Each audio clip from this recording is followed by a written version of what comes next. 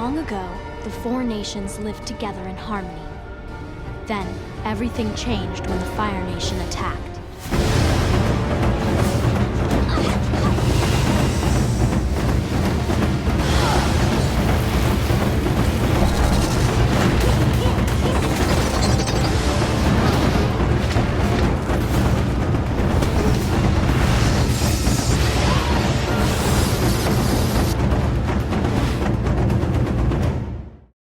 It's been 15 years since Avatar: The Last Airbender graced our screens. Largely regarded as one of the greatest shows of all time, today I'm here to talk why. Why is it so praised? Well, clearly it's because of Cabbage Man. Oh, my cabbages! My cabbages! Oh, my cabbages! Cabbage Man aside, this review will contain spoilers. I don't know if I need to tell you guys that since, well, the age of the show, but like I just said, this review will spoil the series. I'll be talking about the character developments and twists, so feel free to skedaddle on out of here if you don't want it ruined for yourself. Avatar: The Last Airbender is about an airbender named Aang, and his journey to stop the Fire Lord by Summer's End. With his friends Sokka and Katara, and later Toph, Team Avatar find themselves in all sorts of pickles. From Zuko, the Fire Lord's banished son, to Azula, Zuko's sister. From Longfeng and the Dai Li to pirates and bounty hunters. This series throws a lot at us, whilst maintaining a balance of comedy and drama. Something that strikes you right away is how effective it is in its simplicity, in a way reflecting Star Wars and its simple grand storytelling. That too starting out black and white, but getting more nuanced as the series goes along. Here's your good guys, here's your bad guys, here's a quest, some magical powers tied to spirituality, a side character that can't speak and communicates in grunts, a wise mentor figure that looks 100 years old, detailed world building, an amazing score. The list goes on and on. Essentially, it's Nickelodeon's attempt at making a series that defines a generation. And oh does it. It's a show with a quest, a journey, rich characters, and stories. Actually talking about this series is going to be incredibly hard. I just feel like this show has already been picked to death in hour-long video essays on single characters or series reviews that are just much longer than this. Regardless, I want to bring something new to the table, and I'm going to struggle with finding something new to say, so I'm just going to speak my mind. The first thought I had when rewatching this series for the first time in what felt like at least 6 years maybe, was does it hold up? And safe to say, yeah it does. As an 8-year-old, it blew my mind. As an adult now, it still blows my mind. From the impressive animation, wholesome lessons, themes, cast, world building, there's so much to offer here, and in saying that, I'm actually scared that I won't do this series justice, so let me give it my best shot. Season 1, or should I say book 1, begins a lot more episodic than the journey of later seasons. It's more concerned about introducing us to this world and the characters that inhabit it than actually developing them throughout the season. Suki and many others just get one episode this season, with later developments to come in books 2 and 3. And hey, that's fine. The focus in season 1 should be on Aang, Katara, and Sokka, and it is. We also have Zuko as a driving force to keep our heroes moving, being closely on their tail. We have clearly defined journeys for these characters, and that's what's important here. Book 1 embodies what we call in storytelling the promise of the premise. Once the groundwork has been laid, the themes, characters, and world, once the journey is defined and our heroes know what their goals are, we're allowed to have fun in that universe. Think of it like the fun and games before things get serious, before the midpoint. While season 1 is inherently simple, whilst the characters feel stripped down here, they're not devoid of development. Aang deals with his role as the Avatar. Originally pushing away his destiny, it's his job to assume the responsibility of being the world's savior. Gyatso? Why did you disappear? I didn't mean to. Zuko is also given dimension. We're shown why he's so aggressive in his pursuit to capture the Avatar, and say it with me, reclaim his honor. I don't need any calming tea! I need to capture the Avatar! Whilst this season is more comedic than books 2 and 3, it still is a show about war. War being the framework that defines every character in the series. Themes of genocide and prisoners of war are explored here to great detail, showing what a destroyed culture does to someone like Aang, or what a destroyed spirit does to a prisoner. In season 1, we see the effects the Fire Nation has on the rest of the world, but I'll later get into that as it's a bigger part of later seasons. Sure, season 1 has some duds, like Battle of the Water Tribe, the Northern Air Temple, and most notoriously, the Great Divide. The last one being extremely extremely simple for the show's standards, usually exploring complex themes or messages that aren't always black and white. The Great Divide is just a completely skippable episode. Easily the strongest area of the series is the characters. Team Avatar and by extension the supporting cast all have distinct personalities, motivations, and room for development. Even side characters, that I'll get into later, get to develop. So let's talk characters. Sokka and Katara are the first characters we meet in the series, so in a way it makes sense that I start with them. Katara is the motherly one, having to take care of her brother Sokka since the death of their mother. She's strong-willed and tough, but she's soft and nurturing in her teachings. She can be envious, in the case of Aang picking up waterbending easy while she struggled to learn all by herself. It's harder than it looks, so don't be disappointed if...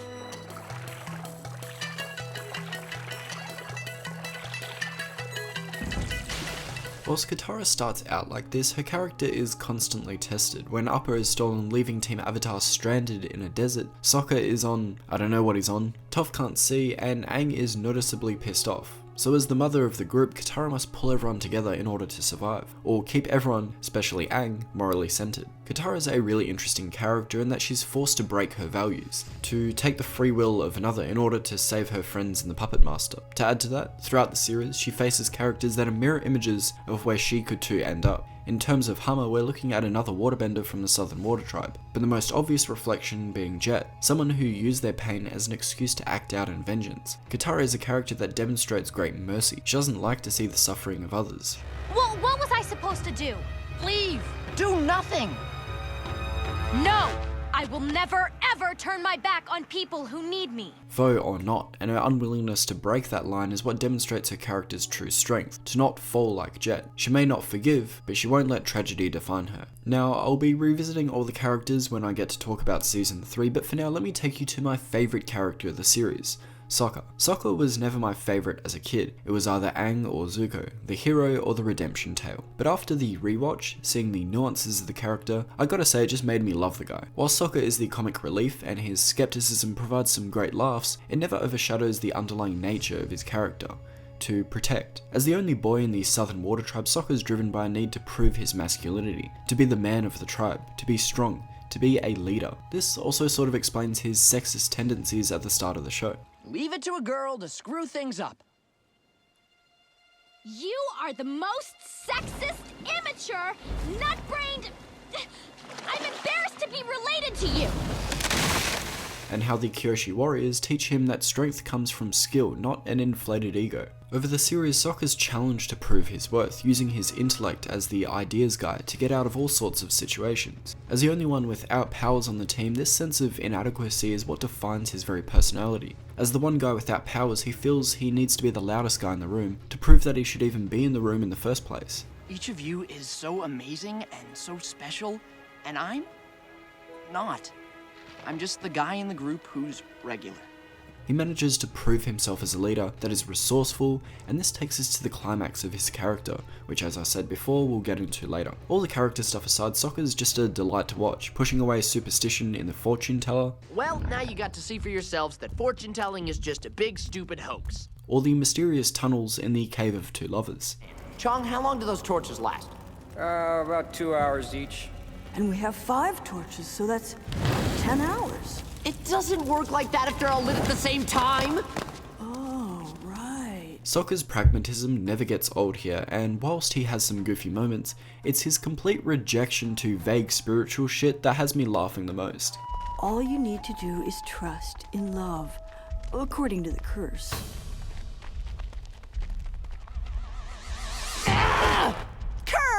Aang is a sweet boy that just wants to have fun. He's kind, funny, he's a pacifist that was taught the value of life. As a monk, he was instilled with the idea that people are redeemable, that they can be good, in a way explaining his treatment of Zuko. Wait, we can't just leave him here. Sure we can. Let's go. No, if we leave him, he'll die. This ideology fuels his very struggle with the goal of the show, to defeat the Fire Lord. Then when you figure out a way for me to beat the Fire Lord without taking his life, I'd love to hear it! His character being the perfect lens to see this world. Running away from his responsibilities and waking up 100 years later, we get to see the world through the lens of a boy that had experienced it differently. Aang's reaction to this war-torn world is heartbreaking because we got to see what it was like 100 years ago. Whether it's a culture of people, a kingdom, or a temple, In a way, it is completely justified that Aang snaps when Appa is stolen, being the last remnant of his past, of a world that he no longer recognizes. What's wrong? This place used to be full of monks and lemurs and bison. Now there's just a bunch of weeds. The mounting pressure and responsibility of the role of Avatar weighs on Aang over the series, a role he develops into, from fun-having boy to fully realised hero. In a way, Aang and Katara both struggle with similar moral issues in the series, in the case of Katara facing the choice of giving in to vengeance, or in Aang's case, saving the world at his own spiritual expense, killing the Fire Lord going against everything he believes in. If both go down this path, they'll succumb to depravity. They both will become morally corrupt. It's the strength of these characters that allows them to find a happy medium, to spare the life of those that cause them so much grief. No, I'm not gonna end it like this.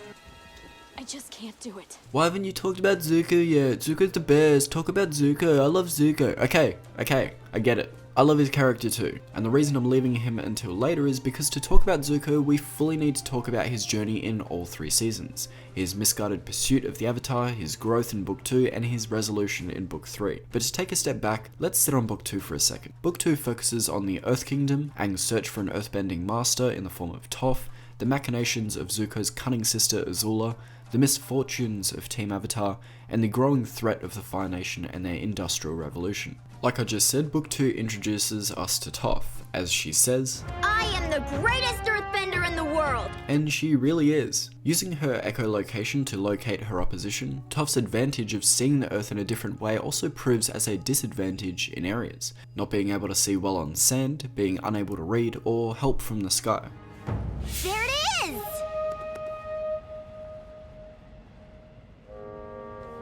That's what it will sound like when one of you spots it.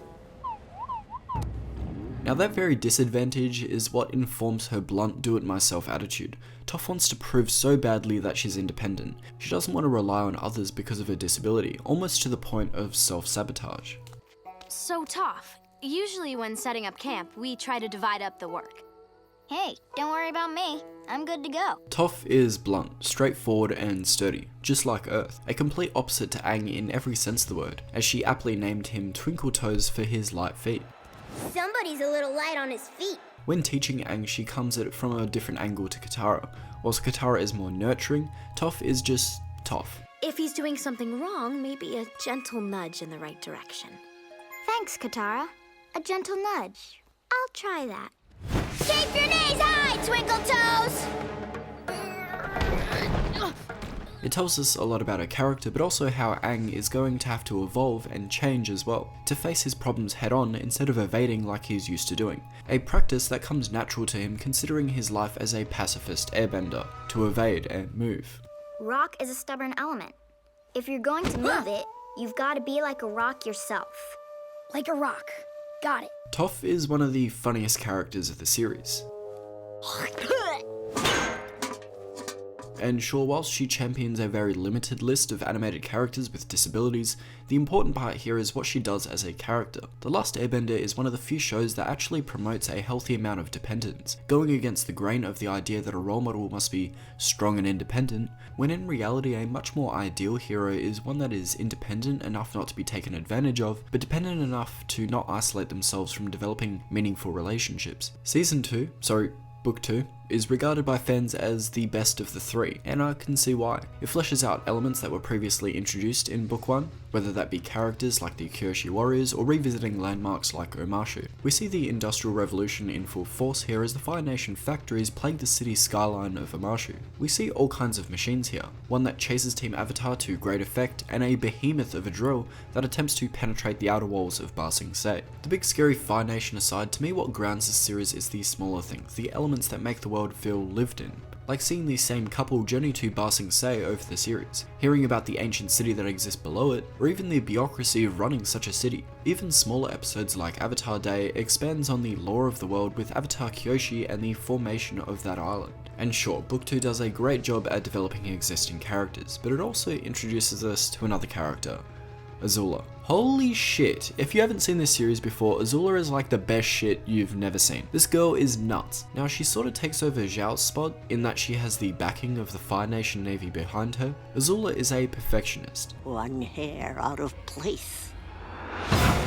almost isn't good enough. She's a prodigy. She's a true prodigy. She's entitled, cunning, manipulative, and smart. She'll draw people in using their weaknesses and play on their insecurities. Now, Azula isn't by herself. She's joined by her two friends, the ever-depressing May and the acrobat Ty Lee. Together, these girls are a real force, and when they're on our heroes' tails, I felt a real sense of urgency, a sense of danger I didn't get as much from Zuko and Iroh, or even Zhao. Now, I'll touch on Azula later, but to sum up my points on the series, I think Season 2 is the best season. It's the midpoint of the story, and thus needs to take our characters to their lowest points. It's like the Empire Strikes Back of the last Airbender.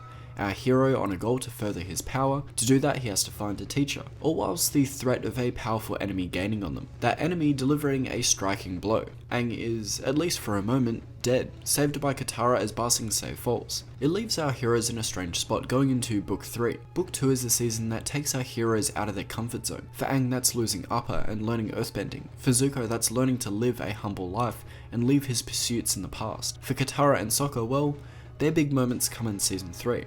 Book 3 is a season of catharsis, and whilst it has many twists and turns, largely it's a season of payoffs, closure being brought to the characters. In the lead up to the Black Sun episodes, Team Avatar get to experience the propaganda, class system, and lifestyle of a Fire Nation citizen. Greetings, my good Hotman. Hi. Of course, this comes in a form of a weird footloose episode, but dancing aside, we get to peer in the minds of what it's like to grow up in a war regime. And this is just the pretty side of the war, the lie of the Fire Nation. We also see the sickness the war brings, the Fire Nation polluting the water of their own people. Most of Season 3 builds towards the Black Sun episodes, a day in which the Firebenders lose their powers due to an eclipse. This was our heroes at their highest, an offensive that utilised all the friends we've met over the series.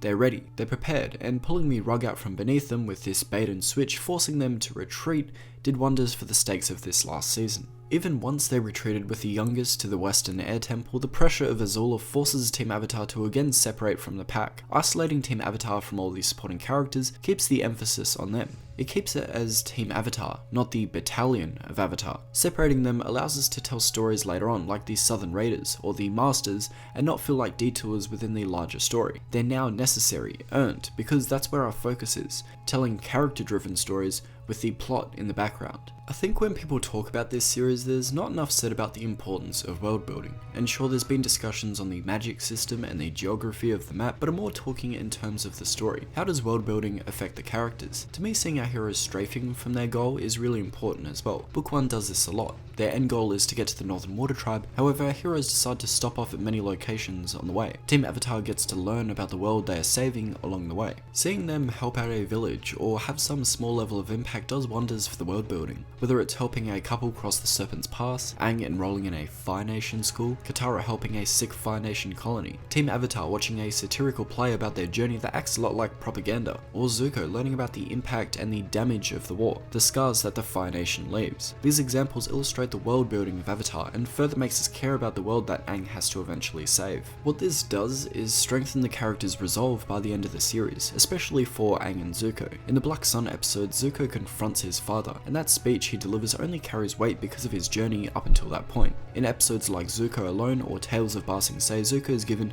a very important thing: perspective. How can you possibly justify a duel with a child?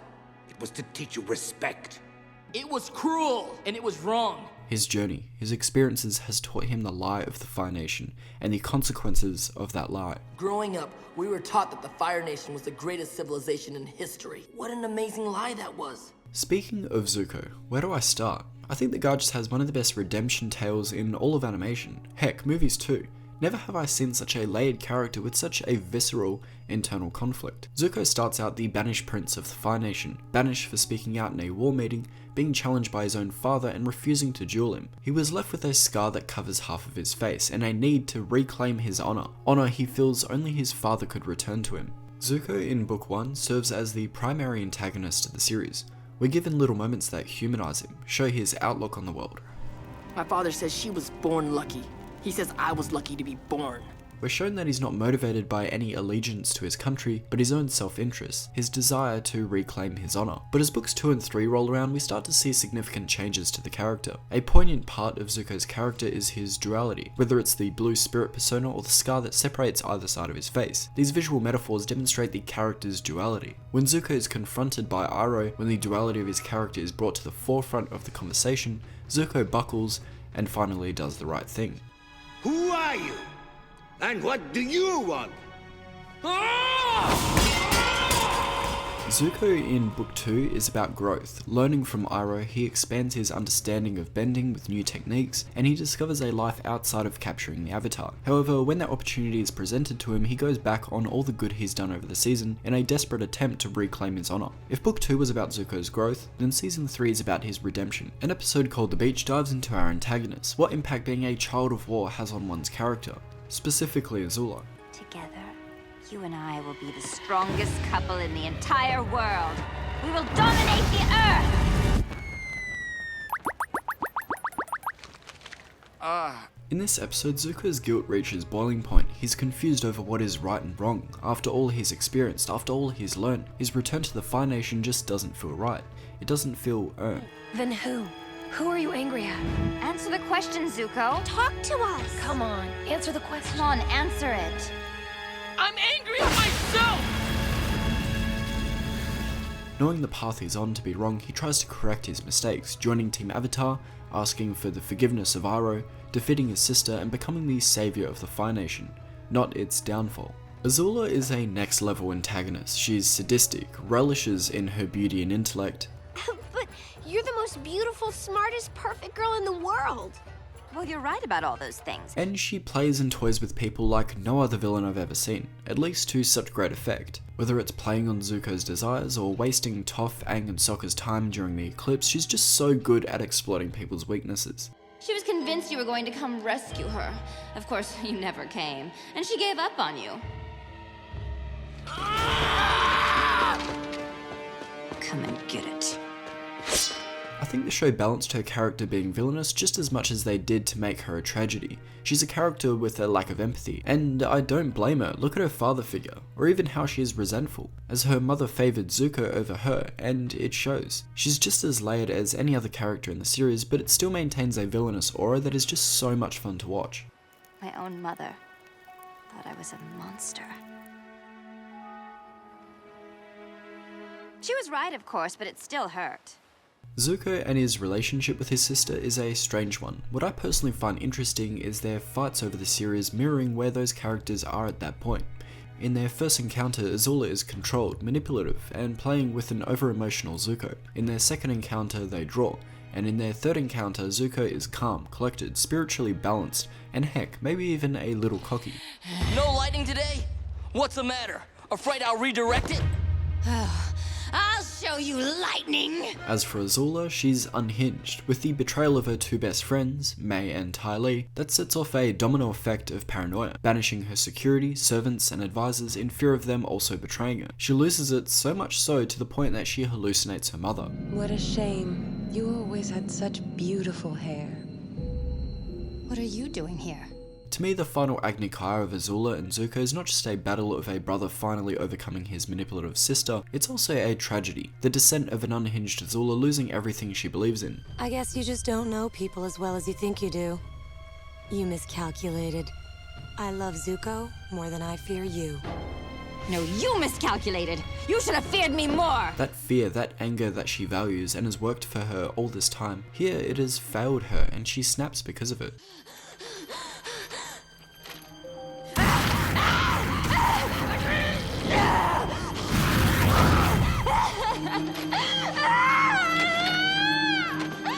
To me, The Last Airbender was never about the plot, it was about the characters. As the saying goes, it isn't about the destination, it's about the journey. Even though that destination, that finale, was amazing. In a way, it makes perfect sense that the Fire Lord is less of a character and more of a means to an end. If the story is less about the plot and more about the characters, then I guess you could say Ozai was just a plot device. And I mean that in a positive way. A tool to test Aang. Whether Aang defeats or is defeated by Ozai tells us if he is ready or not. And even deeper than that, how Aang defeats Ozai tells us a lot about Aang also. I took away your firebending. You can't use it to hurt or threaten anyone else ever again.